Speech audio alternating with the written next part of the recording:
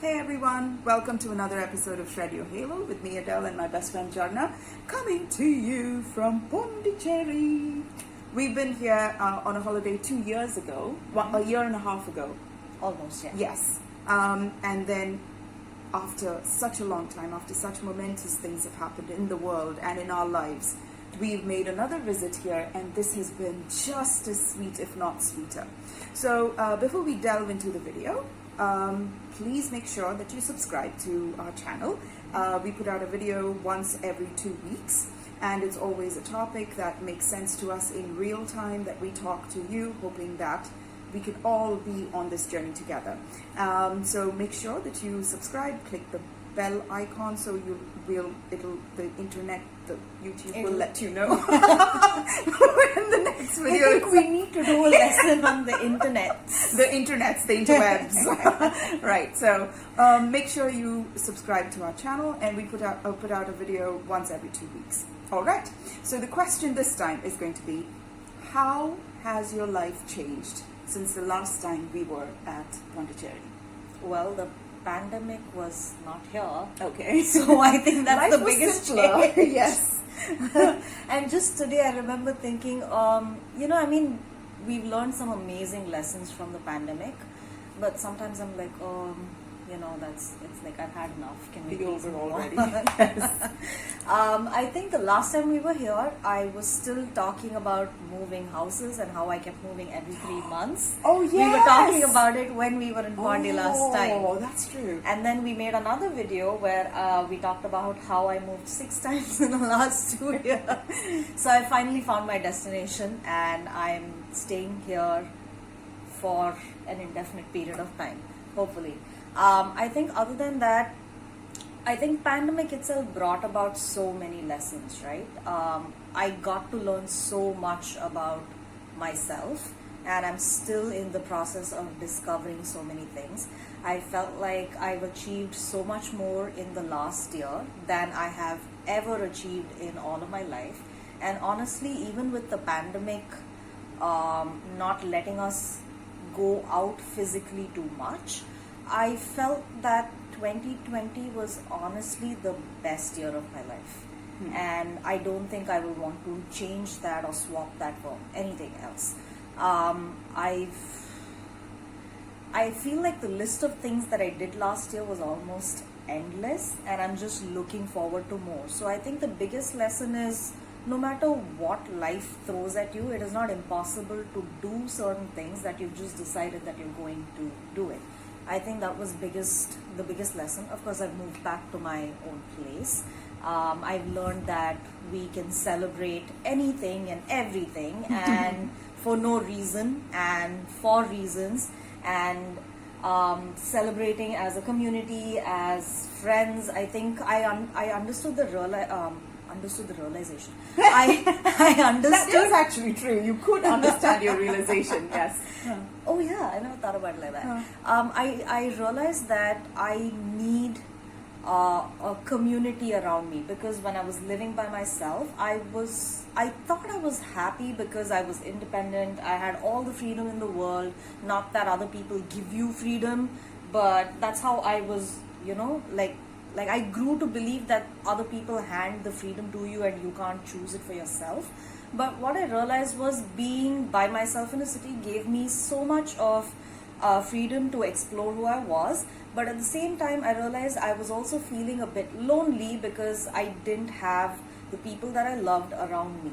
And I realized I wanted a community. I wanted not just being in touch over Skype, even though that was the only way we could have done it. But I realized that the physical presence of your loved ones is important. I realized that for myself. I realized that I need that sense of camaraderie. And I think it was just complete good fortune that we ended up together during the pandemic. So that was another big lesson that I learned. And I've also realized that I like taking vacations, so it's something that I would like to plan more of. I think these were a few things that I realized during the pandemic. And hands down, it was the best year of my life. what I've achieved since the last time we've been here. Oh my God. I know, right? I closed down my private practice as a GP, and I got back into working in a hospital. I've been working on the front line almost since the start of the COVID ward in this hospital, and I am so proud and so grateful. Getting choked up. I'm so proud and grateful for this opportunity to be there in the front line. It's going to be my greatest flex for myself. With the greatest flex, I'm going to look at everything that comes forth in my life, and I'm going to say, well, you did that, you know. And then I've gotten my first jab of an experimental vaccine, which personally I'm backing. So I'm hoping that if this vaccine goes well, this is the vaccine for us, you know. So I'm waiting to get my second shot tomorrow, but by the time we put this video out, it's going to be I would have already had my vaccine, and it would have been at least 2 weeks since I've had my vaccine. Three. Oh yeah, it'll be 3 weeks since. So that's wonderful. So that's as far as the COVID front has gone. I published my book, a book that I'd written 10 years ago and was just languishing in obscurity in a shelf by itself. I was able to put out into the world. It's called I Am Queen, and it's available for download on Kindle Unlimited if you're a subscriber, or you can buy it online. It's called I Am Queen. I highly recommend it. Yes. So I published a book. When the last time we came here, it's so bizarre how you told me that I didn't have a garden. Yeah. When the last time we were here, and it's true. Yeah. I had this huge space. I remembered it because we were driving down that place where I thought we were going to cross that fake plant shop. Yeah. And it was a nothing, and now it's a gorgeous garden. It's a gorgeous garden. It's my happy place. The last time I was here, I had 3 dogs. 2 of them have passed away since. 1 of them have survived, and I've adopted another dog, and my family is complete now with the 3 of us. It's so bizarre that both my dogs have passed away. I didn't think were going to die at all, and they died of the most and I came to realize a lot of things about the things that I thought I was doing that was correct for my pets was actually so incredibly wrong. So I had some huge learning experiences, which was wholly painful and and it just fills me with regret. But I've learned to forgive myself and move on. I've moved from a tiny little apartment, a studio apartment, to a 2-bedroom flat. I furnished it all through Amazon because I just didn't have time to shop, and it's a pandemic. I did so many paintings. The plan was to do 12 paintings last year. I was able to do 10, for which I was so grateful. I had read close to 54 books last year. The goal was 52. We started, and we were so faithful about this channel and putting out videos every 2 weeks. Oh yeah. You know, and I'm so grateful because we've completed more than a year of putting out videos on this channel. Oh, and I think relationships will survive when people do projects together, have similar interests and have projects together. And I know that even though we've been friends for more than a decade, the fact that we're able to find new projects to unite us, some common ground. And not just that, when Keeping Up with the Kardashians, when they do it, they said the family actually says, you know, their family stayed together, even though it's just varied people. They stayed together because they were all part of this reality TV. And they also, Kris Jenner says, at least, you know, at the end of the day, when we shut down, if that's what it comes down to, and it has, we've just got these amazing home videos. And I can look at all the videos we've put out in the last year, and I know exactly when we did it and what emotional space we occupied, and the fact that we've kept it through for the last year makes all the difference in the world. There has been my mom's health has deteriorated a little bit, but we've coped with it so incredibly well. I have cleared my debts. I had a lot of credit card debts because I was a spender. I think that was one of the highlights of last year. Yes, the fact that I was able to clear my credit card and become a financially secure, sensible individual and all it took was a pandemic. Dear God, never again, never again. I'm never going to wait for another act of nature in order to learn to live responsibly. So for me, this was just a little, and the entire pandemic, the fact that we were able to spend it together was so serendipitous. And we learned, like she said, belly dancing, we did Qigong, we separated our days into activities. We sat on the roof and we talked every day. We meditated together, and all through last year, and from the time we came here, of course, we've been very faithful to new moon and full moon meditations as well. I think we've been doing that for a couple of years now. Yes. I think we started in 2017. Yes. So My I can God. look back and I can feel so proud of me, and it was just the discipline of every single day. Now, who have you changed as a person since the last time we were here, Jharna? Honestly, I don't recognize myself from back No then. way, really? Almost. Okay. I feel In like what way? I've become a lot more articulate in the way I communicate, which I didn't have back then. Mainly because I think I even remember we did record a video when we were here the last time, but I remember behind the scenes when we were having conversations, I remember telling you that I don't think I have a very sharp mind. I don't I can't recall it, thank goodness. Okay. So I had a lot of reservations about my own mind. I thought I was not smart enough, or I didn't fully understand what was going on there. Now I have come to respect my mind, which I didn't think I was ever, I didn't think I was going to get there, mainly because I had low self-esteem. And did someone tell you had a nobody's bad- told me that. Okay. I just grew to believe that. That is, wow. Yeah. I grew to believe that simply because I would see a lot of people around me who would be talking about a lot of things, and I would always talk in cliches. You've told me that, right? Like ages ago. And I figured that that's all I could do. I didn't realize I could have My my God, own... was I the reason that you Oh, thought? no. Okay. This was something that I've been thinking about way Okay. before, but I remember you did you did point it out to me, and then I realized it much later on that, I would quote other people, I would quote things that other people had done, and I would just repeat myself like a parrot. You didn't make me feel anyway. Don't hold yourself No, responsible. what I for meant that. was, I'm speaking to you, so I want to know you. Exactly. Instead, I get everything else and not you. And you were the first person to point it out to Yeah, me. Nobody yeah. ever had done that before. So it got me thinking about why I was talking like that. Because I remember there was a time I would always say, this person did this, that person did that.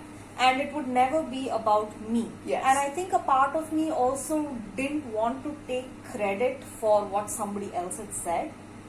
Which is an admirable trait. Yes, but I would also make it sound like maybe I was not smart enough to have my own opinions.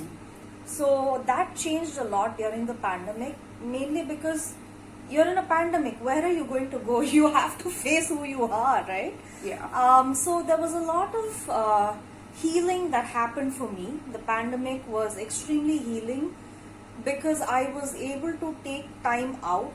And I was not even in my own house for 4.5 months. So it's not like I can escape to my house and sit and do what there, right? And also the fact that when we were living together, I knew it was like we're watching each other every single day. We know exactly what we're doing. So even if you had to discuss it later on, you can't bullshit your way through what you did. So I really had to buck up. And I realized that I didn't want to feel like I was left behind, and that's nobody else's responsibility except my own. So if I saw somebody who's doing something and being very active, I didn't want to just sit around and be this wallflower in the background and, you know, watch you do other things and then not be a part of it. And also another thing is, if one person in a friendship or a relationship is doing something, if the other person is not contributing to it equally in some way, you will drift apart. And that is something I didn't want. Yeah. So I feel that because of that, I started working on understanding myself a little bit more. I started doing a lot of internal work, which gave me a little more clarity into who I am. And that made me realize that I enjoy my mind. I enjoy my sense of humor, which I didn't think I had, because nobody's ever told me that I'm a funny person. But I like to think I'm funny. I mean, if you don't think I'm funny, I can't do anything about it. But a lot of those things were dependent on what other people thought of me. If you didn't think I was funny, I wasn't funny. If you thought I was smart, then I was smart. That's very codependent living, right? So that was something that changed quite a bit last year. And I realized that my heart is very forgiving. And because of her, I understand my mind better. Oh, that is... So Oh my God. I feel like that was also a very big lesson. And I realized that I am fiercely independent, which I didn't know about myself. I knew I was independent, but I didn't realize that I didn't need other people's approval to be independent. Right. That was something I always depended on, because, you know, like I said, I think in one of the other videos I remember saying something like, freedom is something that I believed that someone would hand it to me and then only I was free. But for the first time I realized I am a grown-up. I mean, it's high time I be a grown-up, right? Yes. So these are few concepts I realize I'm able to articulate it a little bit better, simply because I've spent alone time. And unless you do that, unless you spend time by yourself, it's very difficult to come to these realizations. Absolutely. So I have to say, like, 2020 was honestly the best year of my life. I don't know how many people you're triggering by saying that over and over again. I can't help it. I'm just so happy. And I'm hoping that 2021 will kick last year's ass. I really hope so, because there have been some very tough times. Yes. There have been very some, like, even we had like certain issues that we had to work through Of together. course. Yes. And if you're living in such close proximity with somebody else, Yes. and I understand who I am in relation to who you are. Yes. Right? Unless there are those boundaries, you don't really get it. So it sometimes were great, sometimes not so great, but I won't change that for anything. Me too. Yeah. And I hope this year is, I hope it knocks it out of the park. Right. How I've changed since the last time we were in Pondicherry. I've learned to let go. I've learned to let fragile things break. I'm not going to be the person that holds things together and invest energy in something that is so fragile that my energy, my life force is required just to keep it intact. If it breaks, it breaks. So I didn't know that about myself, and I have to thank a YouTube guru called Shalon Lester for saying that and teaching me that incredible valid lesson. And it's strange because in our culture, women are taught to sacrifice themselves to hold on and don't let go, just cling on to things. Dear God, if somebody had shoved a piece of charcoal up my behind, I'd just be shitting diamonds. Honestly, that's how fucking clenched I was all my life. Now I just learned to relax. If it breaks, it breaks. If a relationship goes away, it goes away. If it stays for a reason. You know? Yeah. And I didn't know that at all. And I learned that in real time last year. Losing my 2 dogs, losing some friendships, was so incredibly free. And I learned that if something new has to come in, Something old has to go out. And I also understood that expansion is not always, ooh, bang bang, ooh la la. It's mostly never like that. It's mostly never like that. I know that in life, in real life, and in theory, and still, in theory, when I think about it, I'm like, woohoo! It's not true. And only in hindsight you realize how uncomfortable it was, but aren't you glad that happened, right? Yes.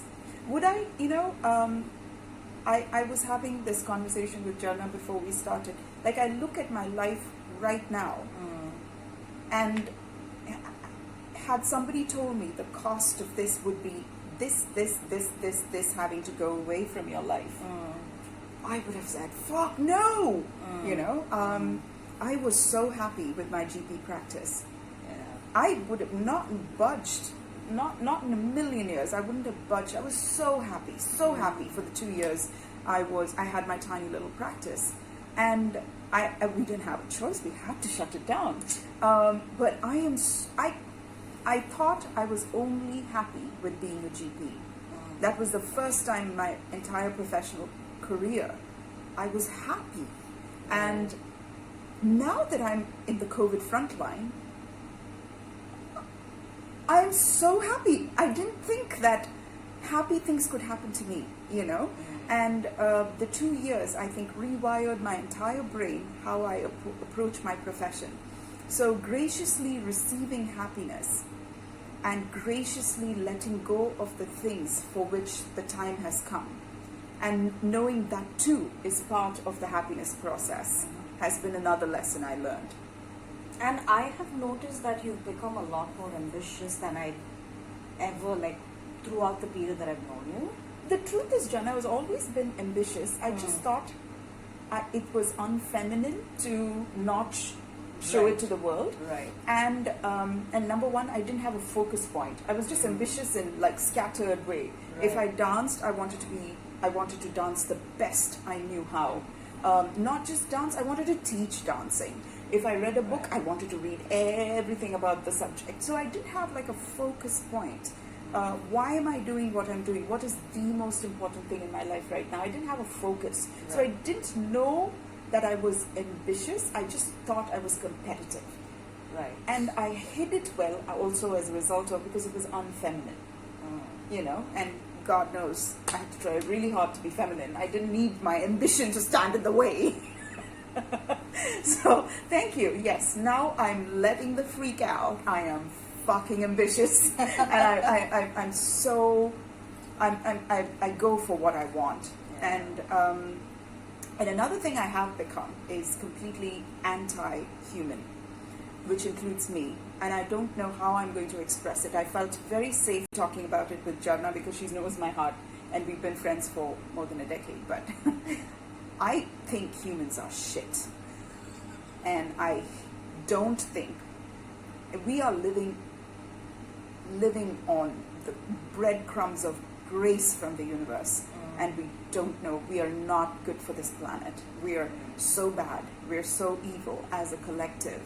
And if the pandemic had killed all of us, I would have been the first one to volunteer to be dead. Having said that, I'm working in the COVID frontline, and I have volunteered myself for this experimental vaccine. So I know I don't make a lot of sense. My words and my actions don't match. But honestly, I have understood how. And when I pray, I scream out to the universe and I tell her, use me in a way that makes me worthwhile, makes me a servant to all.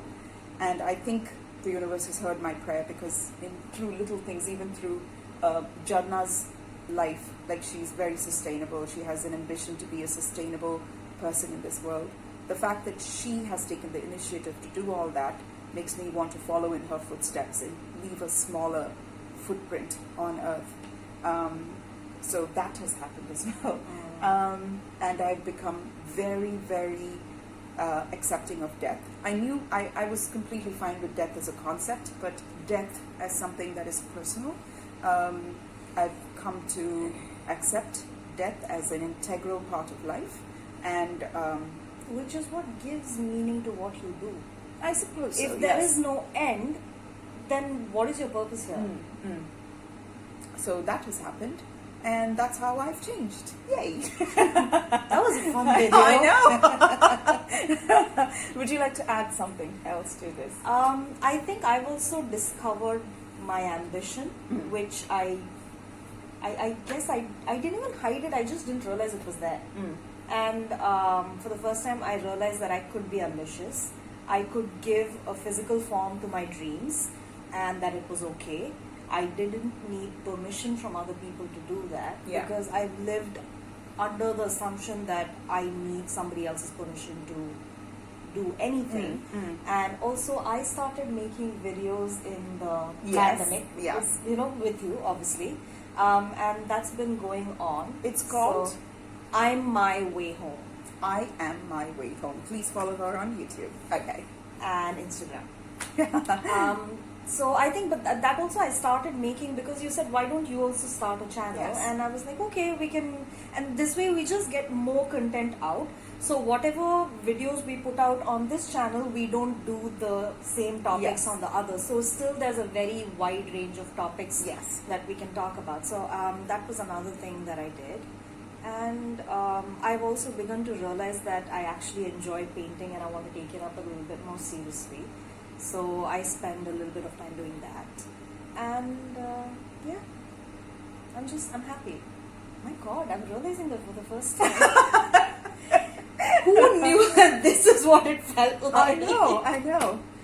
Oh my God. I liked what Dr. Joe Dispenza says. The best future is the future you create for yourself, And most of the time, all through my life, I've been hopeful for a good future without actually making sure that I was creating the future that I wanted for me. And so much was left to serendipity, to good fortune, to kindness from strangers, through permission from people, But now that I've taken the reins of control over my life, as I've seen you take the reins of control over your own life, and we're crafting lives that are so vastly different from each other, and yet we make space for each other. And that gives me hope for humanity, because we're sort of like a microcosm of a macrocosm.